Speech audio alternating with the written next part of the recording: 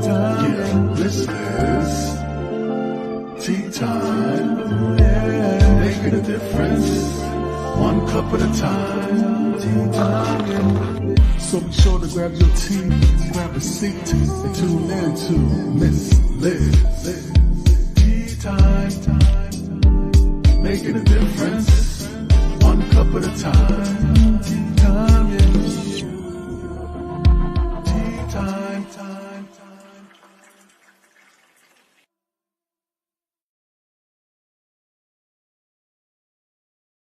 Well, welcome to Tea Time with Miss Liz. That's right, it is tea time again. And if you haven't subscribed to Miss Liz's YouTube channel, run over and subscribe to Miss Liz's YouTube.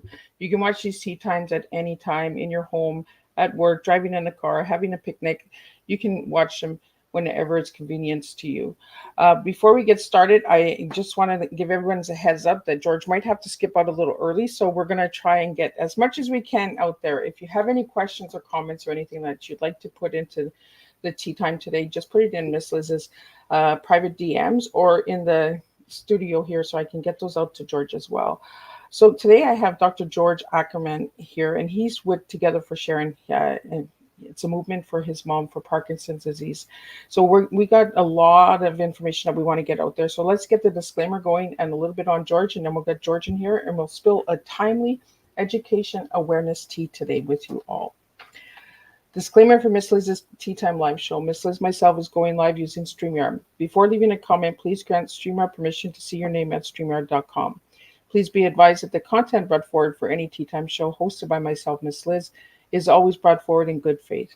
However, may bring forward dialogues and opinions that are not representative of my platform. The facts and information are perceived to be accurate at the giving time of airing. All Tea Time guests and audience participants are responsible for using their good judgment and taking any action that may relate to the discussion. The content brought forward may include discussions for some where they may be emotionally at risk.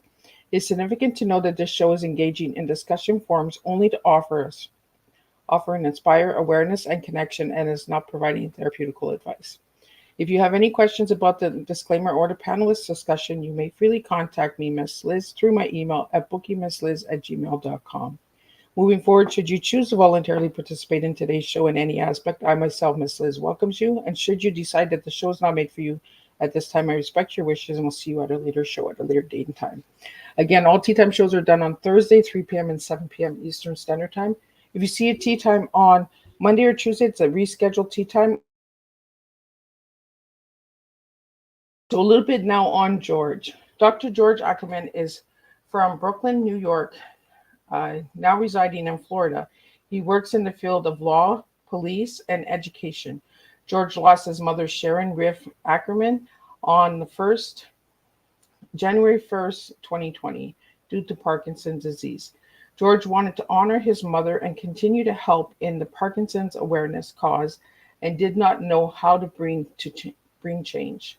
With his family, he started Together for Sharon as a family for the purpose of keeping my mother, Sharon Riff Ackerman's memory alive, and to share the message of Parkinson's awareness and hope for a cure.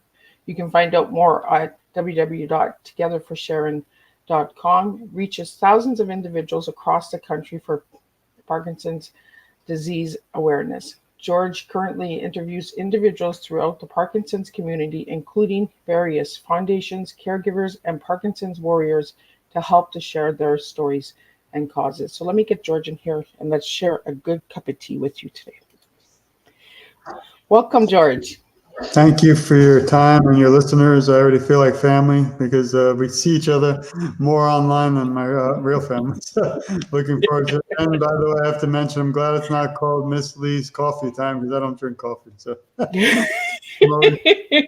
Well, and in this house, George, we don't drink. It's not even about the beverage. It's more about what we serve, right? And the education.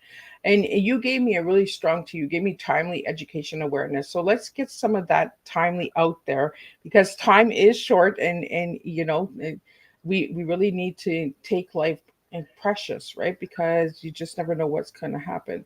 So let's start with who George was as a little guy and who George is now. Sure. Just to mention, it is Parkinson's Disease Awareness Month, so it's a great time to have this discussion. I'm actually flying to New York City in Central Park on Saturday to the Michael J. Fox Foundation to walk in memory of my mother. It's called the Unity Walk. It's the 30th anniversary. So that's pretty exciting. My mother unfortunately passed, like you mentioned, on 1/1/2020 due to Parkinson's. She had it for about 15 years, but rewinding and going way back, my mother was an incredible person. She had a master's degree in psychology and was a school teacher, but gave it all up to raise me and my brother. So I knew when it became time that she needed someone on her side and to fight for her, I would be honored to be that person. That's when I became her caregiver. Unfortunately, the last 4 years of her battle, the first several years, she didn't really tell us. So I knew what the word Parkinson's was, which many might, but I wasn't aware either. So that was pretty sad. I don't know if it's because we were told by so many people that you don't die of Parkinson's, you die with it. I don't know how it sped up so quickly, but it is the fastest growing neurological disorder in the world, not just the US. So we really need to bring change. And again, I wanted to thank you and your audience for the time, because it just means the world to me and my family. George, the one question that I have here is, how come there's not enough awareness about females with Parkinson's disease? It's interesting you say that, because right now is a big push to get more out there in the world with females of Parkinson's, and also to make sure people are aware. Is a misconception that it's the elderly man disease, but that's not true. It never really was. It started back many, many decades, centuries ago with Dr. Parkinson, who was the first signs of Parkinson's, and they actually named I don't know if that's a good thing, but the disease was founded and named after him. And for many, many years, they thought it was just an older man who can get it. And again, it's not an end of life, but that was false. So today we really concentrate more on females, and also things like young onset Parkinson's. So people can get it, unfortunately, at age 30, younger. So Michael J. Fox, the famous actor from Canada, many of you might be aware of, he actually had it in his 30s. So he's still struggling today. I had the honor to meet him a few months ago, and it was kind of an incredible moment, but also deeply sad, because when I saw him, he was struggling, and it kind of brought me back to, the time of my mother when she was struggling. And even though I'm 6'2", 200 pounds in law enforcement, I had to go to the bathroom and started falling apart, because I just hate what this disease does. And when my mother passed, I'm still in shock 4 years later, still grieving. So being with you today and your audience actually still helps me. And we need to end this disease. And I fight today in her memory, but for all those still struggling, and also the caregivers, and in memory of all the people we've lost who lost their battle. I always say Parkinson doesn't define a person, but definitely can take a loved one, even if they're still physically there. It's a movement disorder, and it can really cripple a person. I know a lot of people who now become family in the Parkinson's community who had to resign their jobs. My mother, even when she was going through it, she didn't want to burden the family, I believe, but she didn't tell us. So I don't know if we could have known about it earlier, maybe, or maybe she wasn't diagnosed early enough, or maybe I could have done a little more, but you can't have any regrets. And I would have done the same thing today as I did 4 years ago, because there's really nothing left. We tried everything except there's no cure. So George, how did you find out that your mom had Parkinson's?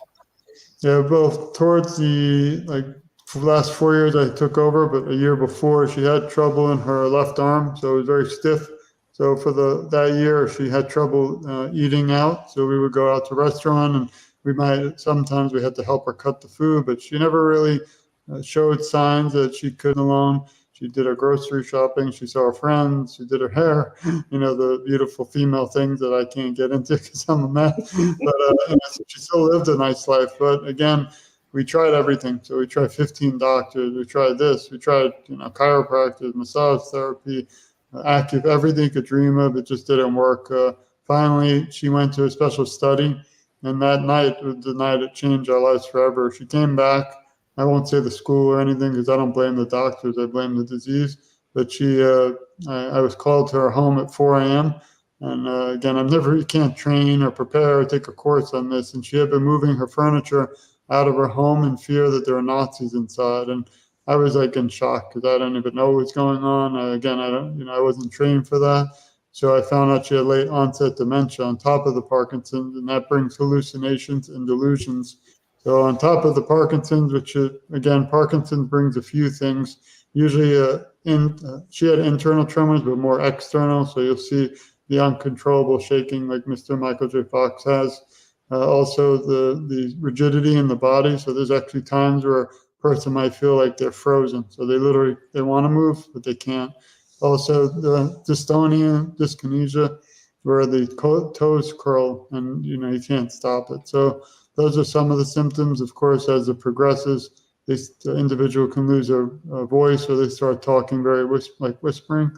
And then also the stomach. My mother's stomach was another kind of disaster because all the medicines and things really kind of destroyed her body.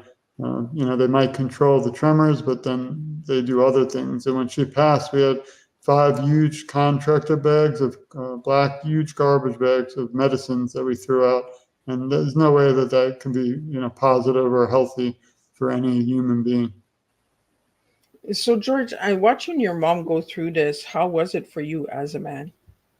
Yeah, it was very hard, and it's interesting that someone pointed out a few months ago that there's no male caregivers, and I didn't even know that. Like I thought, it's my mother. She's my best friend. She was always there for me. I'm going to be there for her. But, it was definitely a challenge. I couldn't go into the female areas like the bathroom, and then we had to have staff there kind of to watch over her. I swore I'd never put her in a home, so she was never in a home. She was in her own. But we had people there, and imagine a female or anyone living your whole life, like 4 years. She passed, unfortunately, at 69, but she always lived alone. So bringing like 3 people who had to change rotations all day were strangers. So the hallucinations, delusions made her very uncomfortable. She thought that people were harming her. She was scared many times who they were.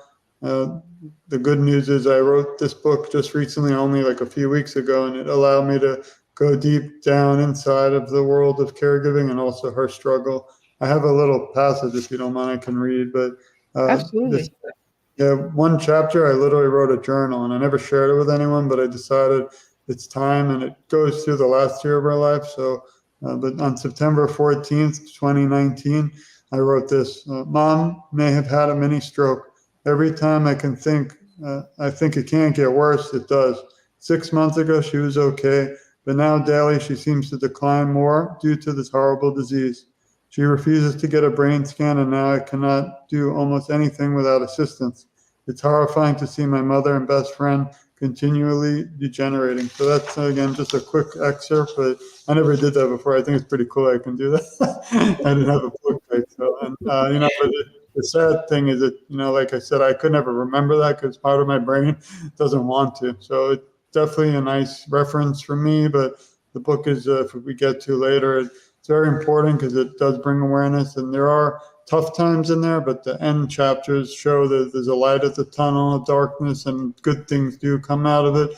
Again, I lost my mother and best friend, but I've made so many incredible people like you and your audience, and all those 1 million still struggling with Parkinson's in the U.S. and 10 million throughout the world. And I've interviewed 600 people from Africa, England, France, Spain, Italy, Iceland, and even Nova Scotia. And I could tell you that Parkinson's does not discriminate.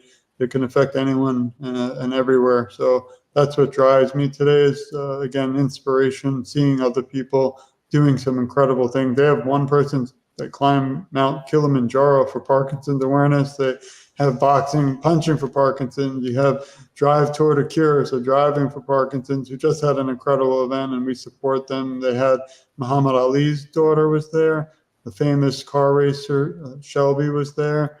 James Brown's wife was there, and Vanessa Williams. So it was a star-studded event, and it's just beautiful that these individuals and celebrities are also becoming aware. And unfortunately, some of them have been touched by Parkinson's, their family, the fathers. And I had the lucky opportunity to meet Michael J. Fox, like I said earlier, but also Kenny G was my mother's favorite musician, the saxophone player.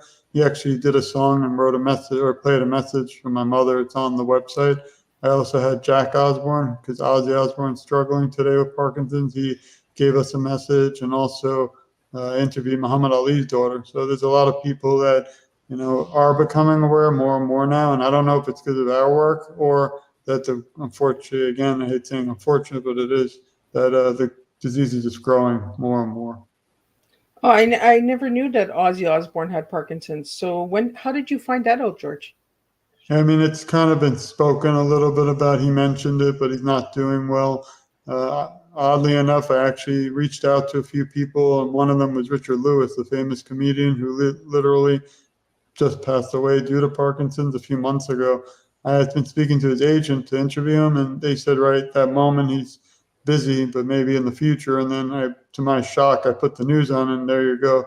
It said Richard Lewis, famous comedian from Curb Your Enthusiasm and some incredible stand-up comedy, just passed away, and I was shocked because I didn't. So obviously they didn't want to share. It's again, that's why Michael J. Fox is my hero, because he could have kind of went quietly away and did his own life, but he didn't.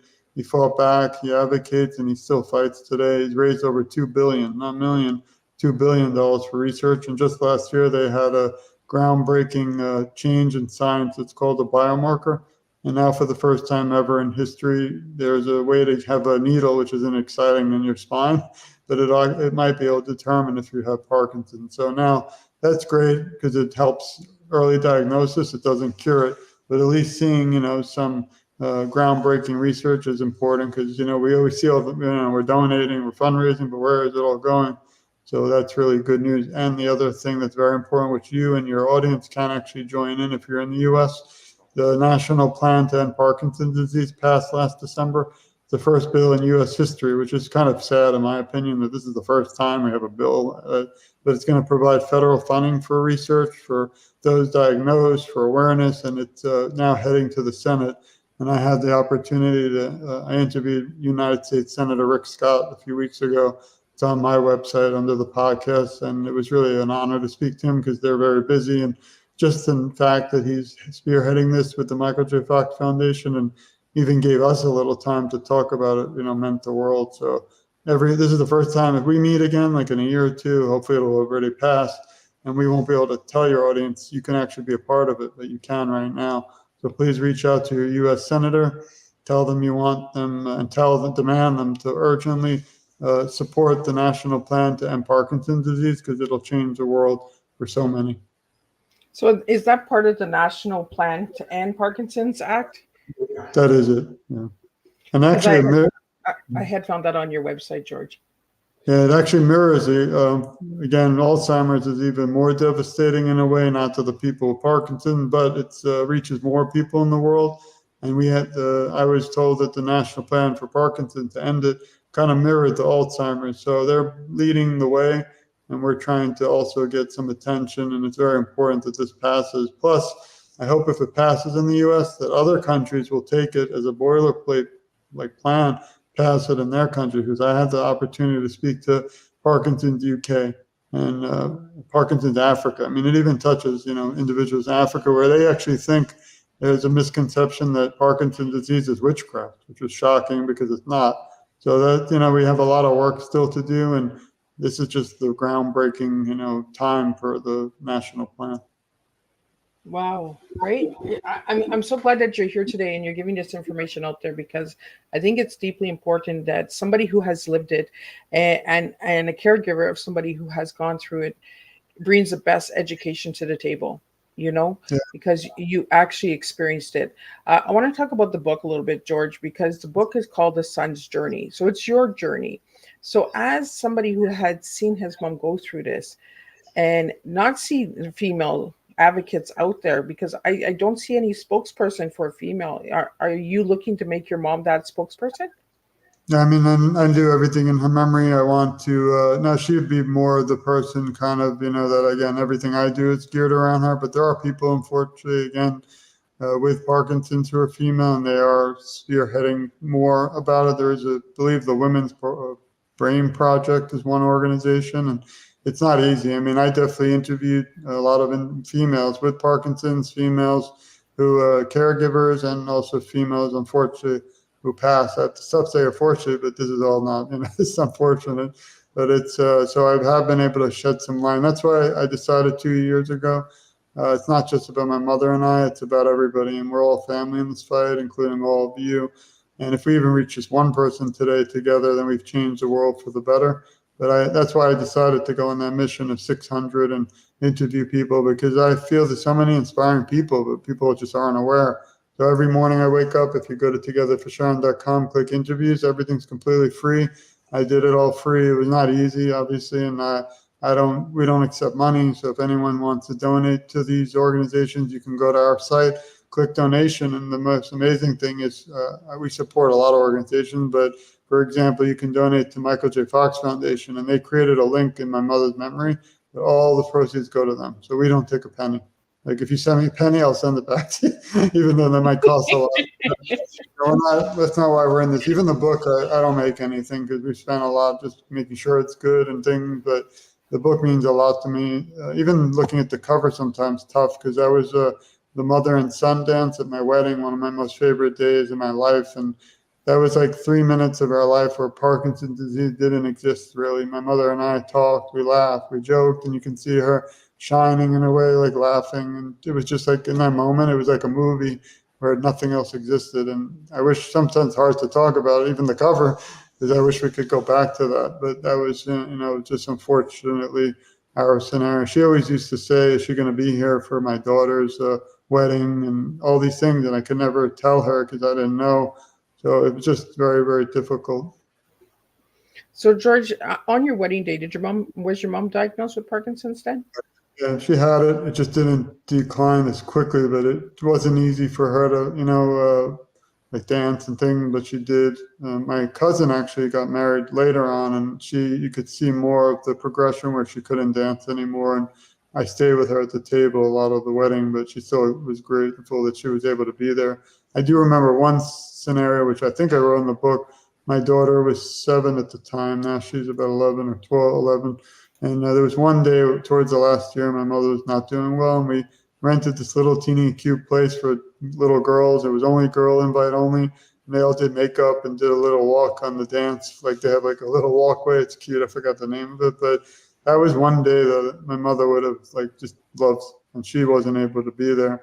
And that was again heartbreaking for me, because I was struggling too as caregiver. Do I be with my mother? Do I be with my family, my daughter? And it was like an ongoing struggle. So it wasn't just Parkinson's effects, wasn't just the dementia, wasn't just dealing with caregivers, which is another chapter of a mess. So that was very hard and frustrating. And then on top of all that, my own health kind of suffered, my own family. Thankfully, I have my wife and children who supported me even today. So it's kind of an interesting shift from caregiver to even today advocate. As you know, I'm just going. I still am a professor. I work around the country, and I'm unfortunately having a major third back surgery. That's a different tea talk. So I don't want to miss our talk because this is important to me. And again, I feel like we're family because we see each other so much online, which is incredible. So the nice thing is with virtual, you get to do these things, which is just incredible. I love it. But then also, because it's Parkinson's Awareness Month, I kind of went a little overboard. But this month, we've actually been live. We were at the Michael J. Fox IQ event, which is for the community, end of last month. And the beginning of the month, we were at Parkinson's Foundation Walk, and we actually were on TV, which was really cool. And then we went to the American Parkinson's Disease Association Symposium, and I got to speak to some incredible people in the community. And now we're flying to the Unity Walk. So this will kind of conclude. They don't really do a lot of live things. It just happened to be this month, but it was a lot. I mean, I loved every moment. Kind of, definitely as an advocate burnt, that every time I'm tired or I feel pain in my back, I think about all those people struggling and the families and all those we've lost. And I even filmed a video, if you saw a few weeks ago, where I'm laying down almost crying in back pain, and on the video, I just get up and keep fighting, because my back pain is one thing, but I can live and still do somewhat things. But people who have Parkinson's, unfortunately, they can't. So I'm going to keep fighting in my mother's memory and all those who we've lost until we find a cure for those still fighting, and for the future. They don't know why you get Parkinson's or how. It's not supposedly genetic, but we don't know. I do think, and I agree with a lot of the experts, that it's environment. So the water we drink, the pesticides they put on the fruit at our grocery stores. I was shocked to find out the other day that even the cleaners, they use these horrible sprays. So I was interviewing a doctor, an expert, and he was telling me that while I had a suit, and I was like, literally the whole interview, I didn't know how to say it. I wanted to throw the suit on the floor and burn it. So, but it's fun, but it's sad because all this stuff, like, the government needs to get involved. They don't. There's something called paraquat, which is banned in China, but not in the U.S. It's poison and it can cause Parkinson's, and also people are probably tired of it, but you might have seen the ads for Camp Lejeune. There was a famous military base where families and those in the military were getting Parkinson's and other diseases. They think that the water was contaminated. So the government can really step in, but they're not going to do that unless we all take a stand and we unite. And the great thing is that even the national plan and all this to end the disease is bipartisan. And as you probably are well aware, nothing today is nothing we can't all agree on, which is pretty frightening. But this, I hope we can. George, we have a couple questions here, and you got into a little bit of it, but I want to get these questions out there for you. Can you get Parkinson's because your mom had Parkinson's? Yeah, that's a great question. Again, they don't think it's genetic, so I can't say for 100% sure. I mean, I hope I don't. I know people who have family that don't have it, but then I've interviewed people who have generations of family who have it. So I would say no, but it is a weird thing. Like right now, I don't have Parkinson's. I'm no longer a caregiver of someone alive with it. And I'm actually finished my second book, which I'll probably wait a few years to put out because I need a break. But it's actually, this one was based around my mother's memory and also for those diagnosed and to see the journey. But I often am forgotten, in my opinion, because I'm part of the representation of all the loved ones still out there but lost their family member due to PD. And there's probably 10 million or more people like that. But a lot of people, like you, I'm sure you're aware, they just kind of, move on and they have to get back to life. I wasn't brought up like that. I was brought up to keep fighting. And I feel like my mother lost 15 years of her life and then 15 after. And I don't feel that it's time to, just kind of throw in the towel. I don't want anyone to have to go through what we did.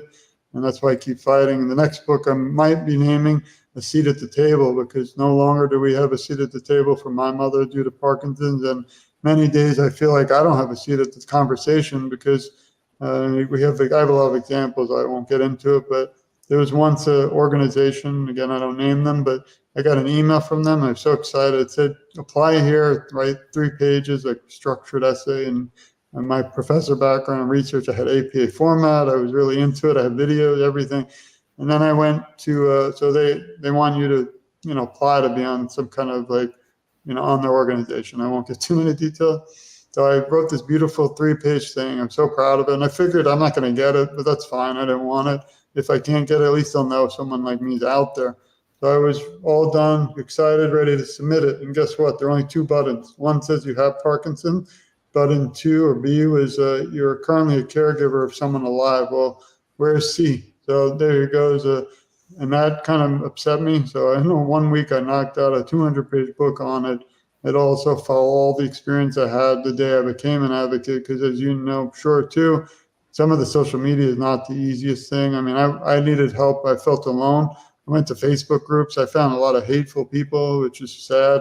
And I write about that. And, one lesson I learned is no matter what some stranger or even someone says, you always have to do what's in your heart and you have to keep fighting. So I've come such a long way from that day. Like, we had Together for Sharon then 4 years ago. We thought 3 people would see it. And now today we've had over 40,000 people. So it's just been incredible, but we still have so much more work to do.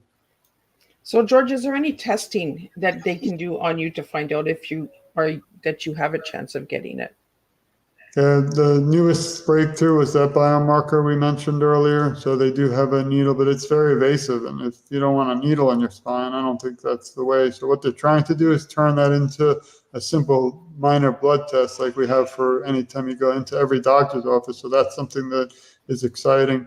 But right now, if you go to a doctor, there's no test for Parkinson's. What they do is they'll do several other tests like neurological. So you have to see, and again, I'm not a doctor in medicine. I'm only a professor.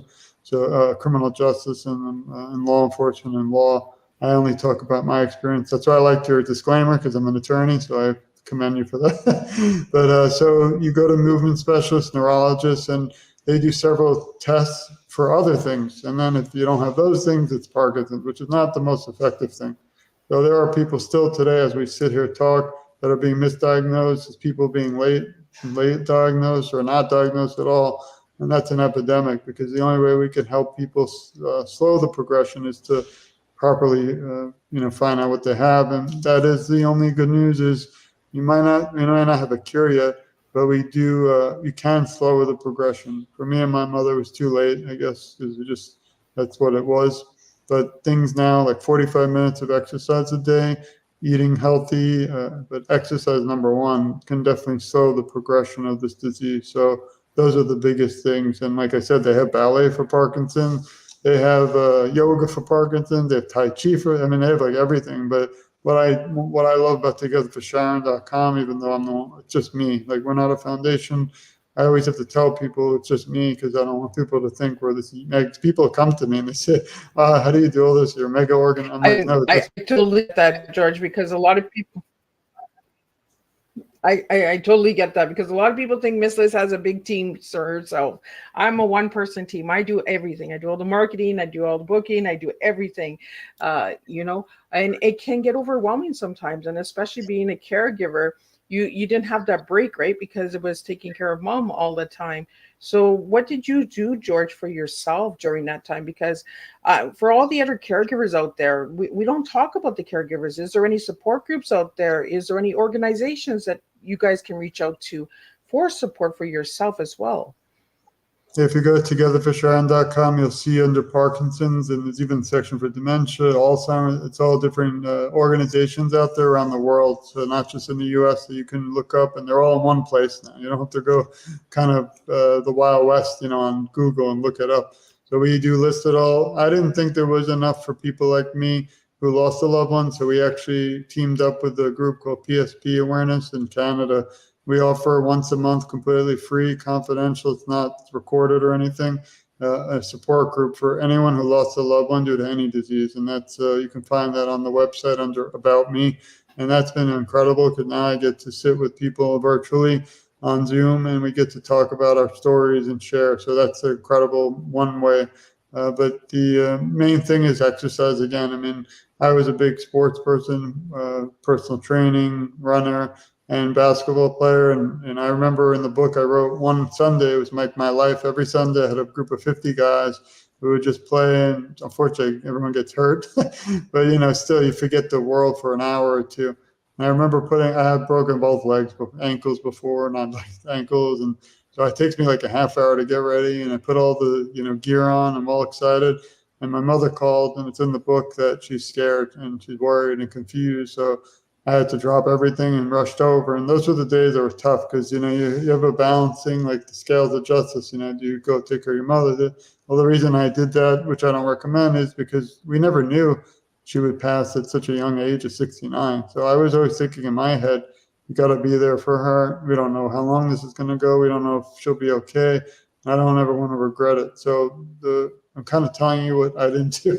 And even now today, as an advocate, you're not supposed to do what we do, because me and you are on the line. But I still feel that even if it's my own health, I'm still trying to bring change, trying to bring awareness. And if I skip today, let's say we had to cancel, I feel like we might have let one person in the world down. And my main message today is, again, I don't want money. We don't want anything. We just want everyone to know they're never alone. And I feel that and I have a little quote I say at the end if you let me, but I feel like even together, our voices are just so much stronger. And, I can only reach so many people, but with Mrs. Liz, together we can reach so many. And then when we see everyone out there listening shares this, and I'm going to put on my website and share, we can reach like millions of people. So it's not that hard, and no one has to pay anything. It doesn't even take any time to press the share button. Like I share all your stuff all the time. It's just a quick, even to your story, don't share it everywhere. But you don't have to tag anyone or any of that stuff, which is, the big thing. But I just think it's hard. So again, as a caregiver and as an advocate, you have to take a little time for yourself with your family. But I can't really tell other people in their situation, because everyone's journey is, so different. And today, the only journey that breaks my heart are the ones I'm not aware of, because there's still people out there. Let's take one quick example.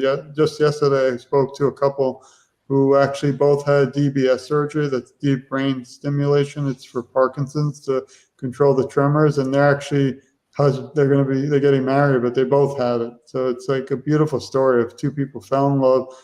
They still have to battle Parkinson's, but they're doing it together. And I've been talking to them for a year, and we just haven't been able to connect. And I finally called them. We had a beautiful talk. I'm going to be doing a show. They're going to come on our podcast, and we're going to just talk. And it's like those are the journeys and that inspire me to keep fighting, because I didn't even know about that. And it might be rare, but people would love to hear a beautiful love story, even through this fight.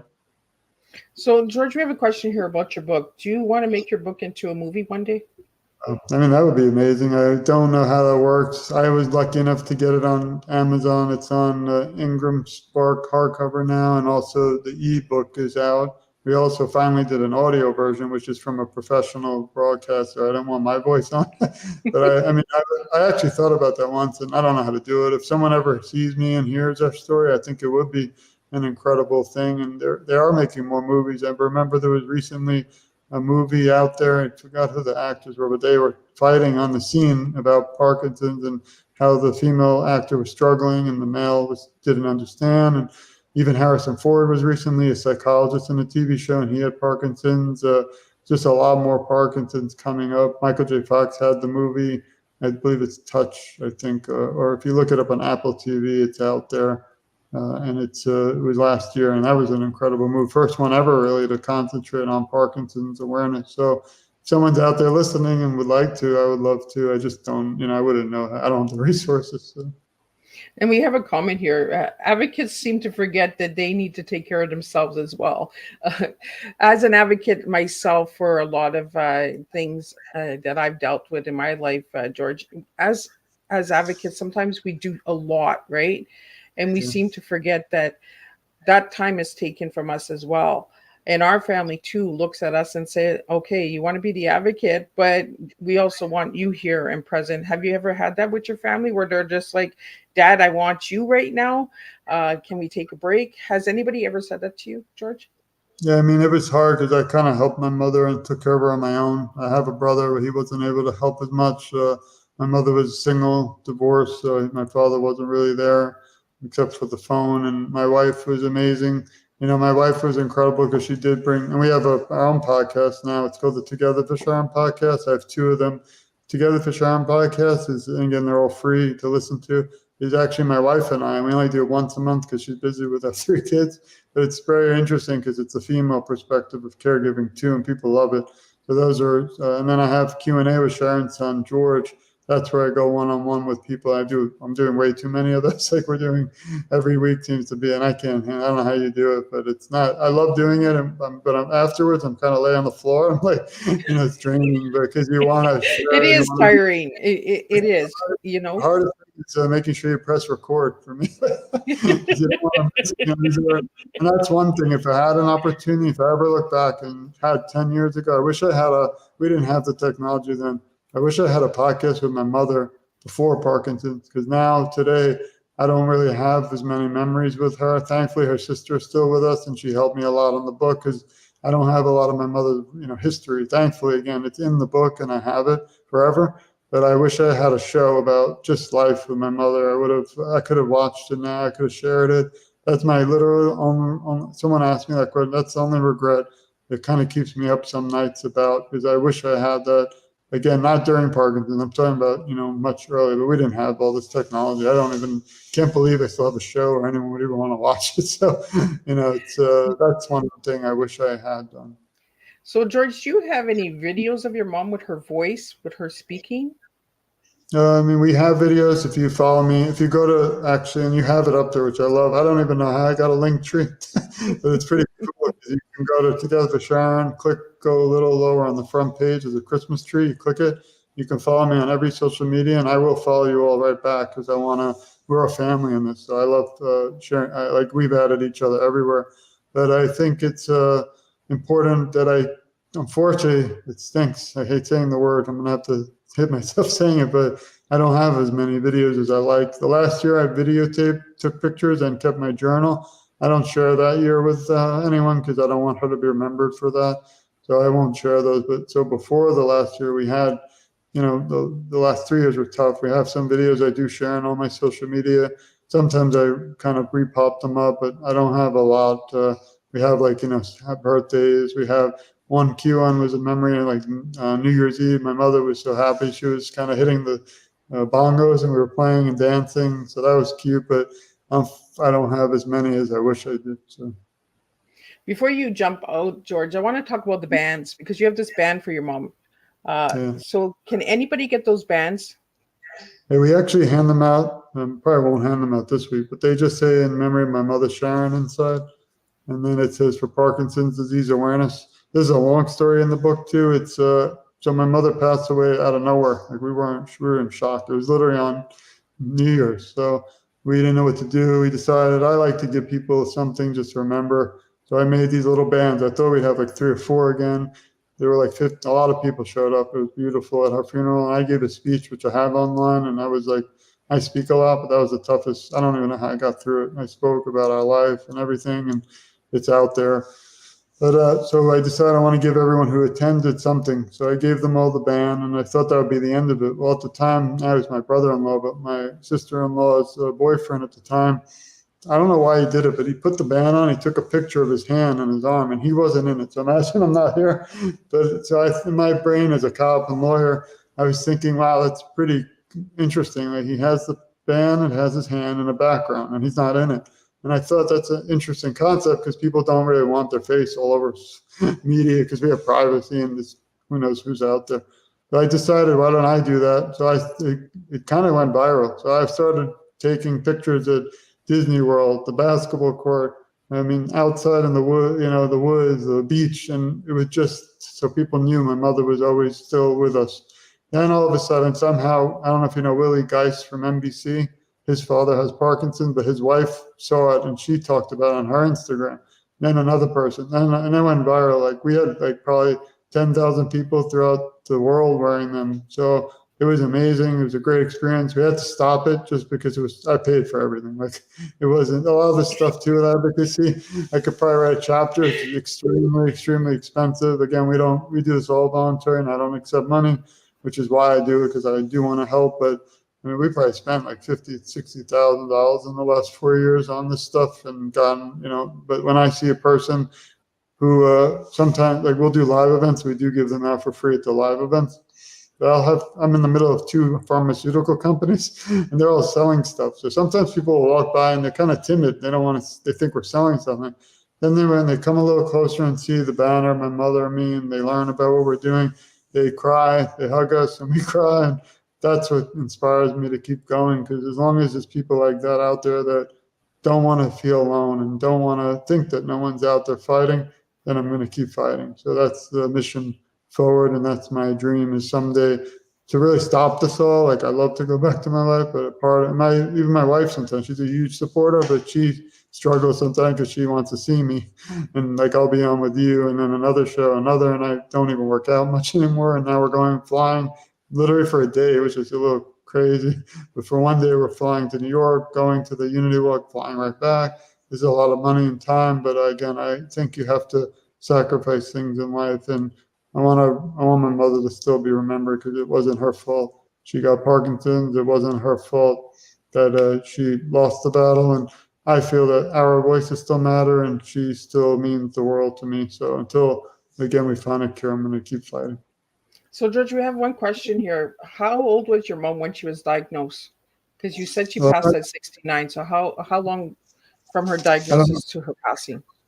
The one area I'm not good is math, so we'll have, if you have a calculator, she had it for 15 years, and 15 minus 2020, so 15 years before, so approximately. But again, that's when I believe she, was died. She's not here, so I can't get, but we think that she had it for about 15 years, so 69 minus 15 is your answer. I can't do the math. Yeah, I think it's 54 or 55. I don't have the calculator right here, but I just wanted to know, because you said it happened so fast, right? So, but she progression is what happened. Like she had it for several years, and you can live with it, and she was able to if she didn't tell us. So I don't know if I could have forced her to do. You can't force people, but I could have, worked out with her. We had a whole room for her for exercise, and she would do it, like the one like this, and the bike. But she went from walking 3 miles every week to, the last 4 years, she went to a cane for 2 years. After the cane, the walker for a year. then the walker to a wheelchair, and then finally bedbound for the last 7 days. And we don't have the time, but the last 7 days are in the book. That was the worst time of my life, where she had a heartbeat, but she wasn't alive anymore. So in Florida, we don't have the Death with Dignity Act. We treat I love my animals, but we treat animals better than people, which is pretty pathetic. Hopefully they'll pass that. They're working on this year. But they don't also recognize Parkinson's as the end of life, which is wrong. And some people still don't think you could die of Parkinson's. Well, I could tell you my mother had no other medical issues at all. So she might not have died of Parkinson's, but she definitely died due to all the harsh medicines and maybe all the after effects of all the things from dementia and the medicines. So I have no argument if someone doesn't believe that someone didn't die of Parkinson's, they die with it. I'm not here to have arguments or controversy. I just want to share our journey. And I could tell you again medically that she didn't have any other issues. She did have like fibromyalgia, which was terrible for pain in the back, but that's not Parkinson's. And if she just had fibromyalgia, she would be a little bit sad because of pain, but she'd still be with us. So, that's just, again, our journey. But these questions are great. I love them all. So what final message would you like to leave everybody with today, George? Sure. Yeah, I mean, the big thing, and this is to you and your audience, we love you. We support you. We care a lot about you, and you're never alone. I will advocate, along with Miss Liz, for you, and together our voices are so much stronger. And I always say I'm just getting started, because even though we've been doing it a little while, every time again I meet someone like you, is incredible, your audience, these amazing questions. I could stay 24 hours and you won't want me again. But every time you all inspire me, and people fighting, battling inspire me. I actually just started quickly 3 new sections on Together. I'm always trying to innovate and help people. We just started a section called In Memory. And that's literally for people who lost a loved one due to Parkinson's. And it's not easy. So if you're out there, please reach out. My other interviews are 600 advocates fighting, and that was easy. I had a pool of people. But this one's hard because the person passed and the loved ones are very difficult to find. But I have interviewed several, and they're going to be in the next book, interwoven in my writing. I even have a picture of Janet Reno, who is Attorney General. She had Parkinson's. I met her many years ago. So that was one of the examples. Then also I started a section for authors. So anyone who has a book with Parkinson's, and I started a section where you can look at other people's books, and just to get awareness out there. And the other one I'm very proud of is it's called PWP. It means people with Parkinson's. So I have a little section now. And if you're out there and you have Parkinson's and you have a talent like an artist or create shirts or anything, a musician, I'm trying to find a way where people with Parkinson's can try to fundraise for themselves and gain the money 100%. So we don't take a penny again, but I want people to be able to pay for their medicines, because right now we don't have the national plan and people struggle just to get medicine. That's not fair. It shouldn't be like that. And again, I love the big organizations, but they might not like if I say it. They're incredible, but I can't tell you for sure. I know, at least in our situation, if let's say you donate, we've donated $15,000. I don't know if any of that's going to go specifically to the little guy or the little girl. But I wanted to think of a way, and that's been working, for people who have Parkinson's could send me 2 sentences, a link, and boom, it's going to be right up there for free. Anyone can contact the person. They can leave me. I'm just the mediary. And then, maybe they can buy a shirt. And one person his name's Steven. I love him, but he actually made this mug. See, it's my mother and me. And we made up Every Journey Matters and together. And he actually, I pay this for myself, but he sells these on our website. And if you buy them, they're not expensive. And he gets everything fully, and he uses that money to pay for his medicines. He was an incredible person. He's on all the social media. It's called Parkins Shirts, Parkn Shirts. His whole passion in life was he was a truck driver. And unfortunately, he had to stop. So he lost his whole love and his life. Now he started a little business, but it's hard because, he just makes shirts. So it's not easy. So if anything I could do for him, anyone out there, please reach out. That's why I'm doing this for you. And I don't want anything in return, but for everyone to know they're never alone. Thank you. So, George, if anybody wanted to reach out to you to have them on their podcast or on their platforms or radio or whatever, how could they reach you?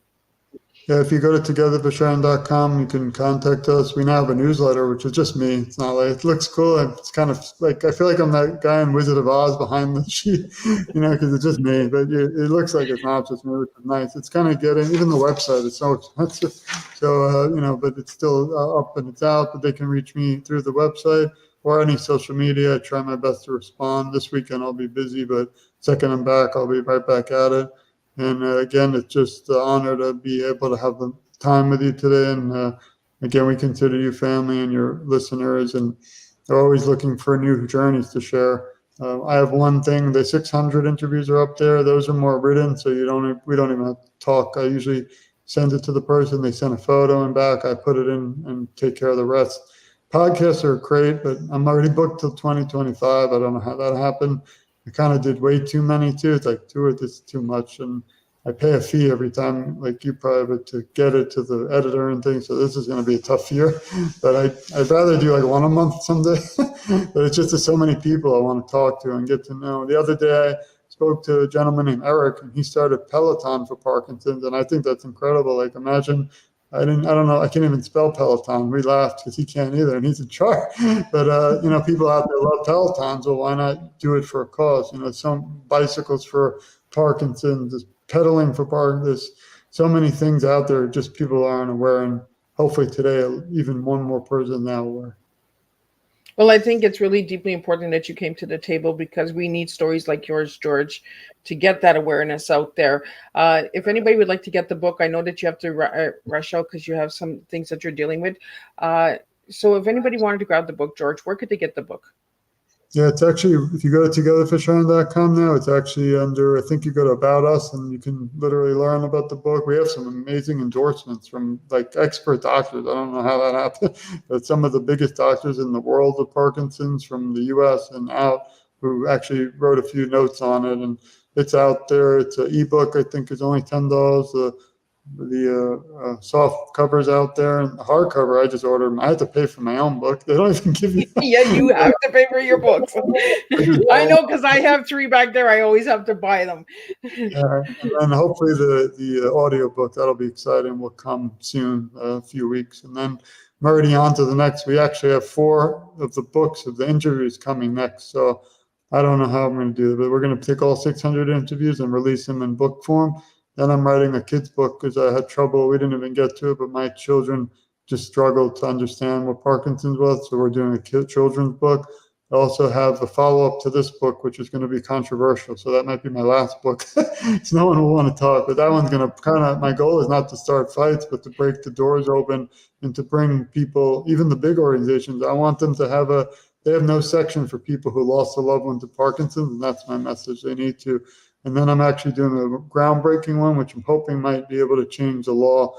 And because I'm in law enforcement, I actually have it here. I shouldn't talk about it because this is actually a piece of the police academy in Florida, the book, like the training. And right now, as a police officer and trainees, if you read in the training, it talks about dementia and Alzheimer's, but doesn't even mention Parkinson's. So my dream is to write a book on Parkinson's and policing, because Parkinson's is a motor disorder. So guess what? At 5 a.m. or 2 a.m. or dark somewhere late at night, somebody's driving and they have Parkinson's and they just have a bad reaction, didn't take their medicines, they start shaking uncontrollably.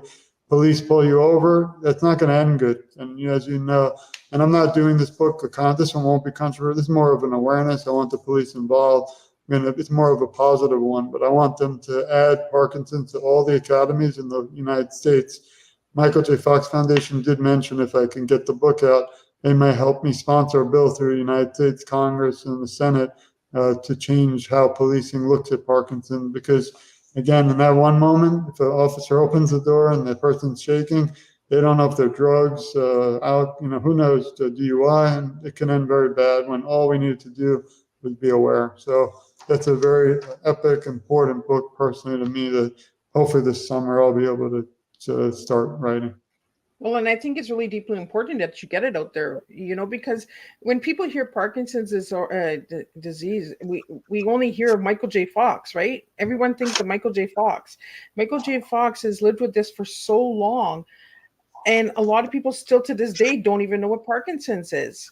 Right. They just see Michael J. Fox's face, but they don't understand the disorder. Yeah. And I think what you're doing, George, is amazing because you're bringing a lot of resources, you're bringing a lot of education to the table, and you're saying, you know what, we need policies, we need acts, we need awareness, we need the education. Have you talked about getting into schools and all of that as well? Because, like you said, your children struggled with it; they didn't know how to or what it was about. So, how do we educate these children on Parkinson's? Hopefully the kids book, which is almost, it's like done. I just looking at illustrators, maybe that can help. But the problem is still Parkinson's. It's if there's only 1 million people in the U.S. affected by it, that's not a lot of people in the U.S., but it's one of the fastest growing diseases, neurological. So more now I'm finding more people are not just getting it, but their neighbors are, the mailman, the friend, and this and that. So we're getting aware like that, and I don't want to be aware like that. I was shocked to find out or learn that there's no other person, again, feel free to write me if I'm wrong, that when I did my research, no one out there is a son who lost their mother due to Parkinson's who published a book. And that's frightening. Because I would like more competition because I'm not here for that. I want everyone. So, it's just something we have to keep fighting, keep working. And I always think, do I want my children to continue together for Sharon? And I hope they don't have to, because I hope by then we have a cure. Well, and I think it's really deeply important what you're doing, George. And thank you again for coming to my table and bringing this awareness to the table. Because you know what? Without you, George, we wouldn't have a voice for a man. We wouldn't have that son story. And there might be sons out there that are just too scared to come forward and say, my mom passed from Parkinson's, because they were unaware and uneducated as well. Until you live it, you can't speak it, right? So let's get some male stories out there. If any of you males are listening out there and you've experienced the loss of your mom or your father from Parkinson's, reach out to George and see how you guys can connect. Reach out to George on his podcast as well. Check out his book. Check out his website. Grab a bracelet. Make a donation. Check out what fundraisers are there and support your local communities that are doing events for Parkinson's so that we can get the word of mouth out there. And again, George, thank you so much for joining me today and sharing your story. It was really a pleasure.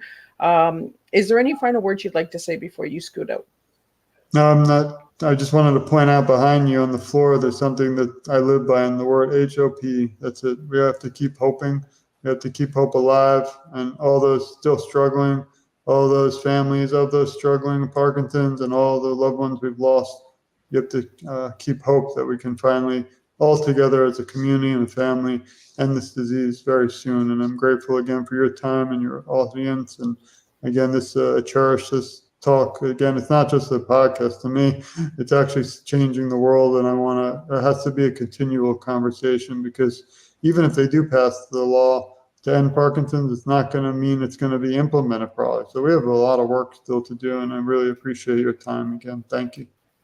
Well, I think, like you said, we still have a lot of work to do, right? And word of mouth goes really far. So sharing this tea time with somebody that it resonates with, sharing it with an organization that works for Parkinson's that we might not be aware of. If you'd like to reach out to George again, reach out to him on his website, www.togetherforsharon.com. Check out his link tree. You can find all his social media there. And check out his book. Again, A Son's Journey. I really hope George, that your book gets put into a movie, because I think it would make a real huge difference and impact for people to see the story. And again, thank you for sharing your mom's story with us, and keep pushing, keep throwing and keep trotting along, but don't forget to take care of you too as well, George, because without you, we can't do this. So take care of you as well. And I'm sending all my wishes and prayers to you, and safe travels. And again, your event that you're reaching out to this weekend, could you mention that before you leave, George? Yeah, it's the 30th anniversary for, they used to have something called the Unity Walk, and everybody gathers from around the world to the Central Park in New York City. And I've never been. I just decided, a spontaneous thing, we need to be part of this big one. It's the 30th. And unfortunately, due to COVID, it kind of crippled the organization. And thankfully, the Michael J. Fox Foundation picked it up and continuing it on. So it's this Saturday at about, I think, 8 or 9 a.m., just till 1 or 2. And we come back, but I'm just excited. I'll take a lot of video, share it on all the social media. Not sure if Mr. Fox will be there, but he might be. And it's always a pleasure to be representing. I love their quote. It's they're going to be there until Parkinson does not. It's the same thing I live by every day. So thank you all again. Well, thank you so much, George. And we will be back at 7 p.m. Eastern Standard Time with returning guests from season 4, Charles Brakefield and Rox Berkeley. They'll be here with the IGNA series, and we'll be talking about their 2 latest new books. So until then, I will see everybody at 7 p.m. Eastern Standard Time. And everyone, keep spilling your tea, and let's make a difference one cup of tea at a time.